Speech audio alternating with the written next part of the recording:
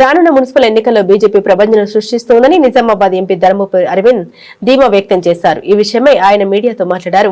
బీజేపీకి మున్సిపల్ ఎన్నికల్లో రాష్ట్ర వ్యాప్తంగా మంచి ఫలితాలు వస్తాయని ఆశాభావం వ్యక్తపరిచారు.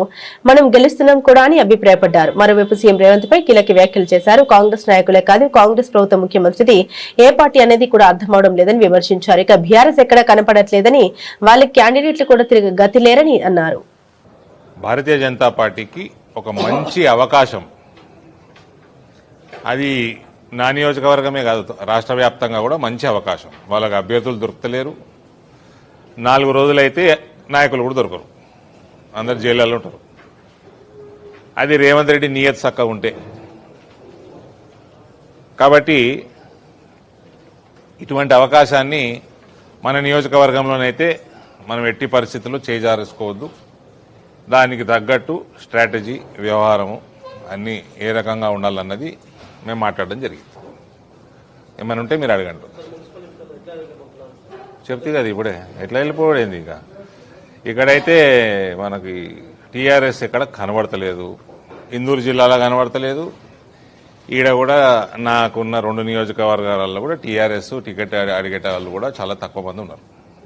అది good opportunity for BJP to strengthen further. చూడండి, ఫోన్ ట్యాపింగ్ చేసిండ్రా అంటే చేసిండ్రు. దానికి అనేక రుజువులు ఉన్నాయి. వాళ్ళని అరెస్ట్ చేస్తారా లేదా అన్నది రేవంత్ నియత్ మీద ఉంటుంది.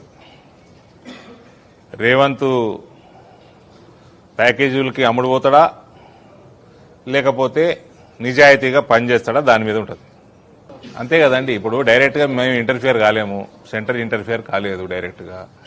రాష్ట్ర ప్రభుత్వం నియత్ మంచిగుంటే రాస్తుంది, నియత్ మంచి లేకపోతే 2 ఏళ్ల తర్వాత రాస్తుంది. ఏది ఇది కాళేశ్వరం అప్పయ్యపినట్టు. సో అది ఇంకోటి, ఆ కేటీఆర్ ఏదో ఇంతకుముందు మాట్లాడినట్టున్నాడు పోయే ముందర. అసహనమా? ఓ దేనికి? వ్యక్తిత్వ అంటే క్యారెక్టర్ అసాసినేషనా? అరే చెర్సీకు క్యా క్యారెక్టర్ భయ్. చెర్సీ అంటే తెలుసా? చెర్సీ కా క్యా క్యారెక్టర్? డ్రగ్స్ తీసుకున్నటువంటి ఏం క్యారెక్టర్యా?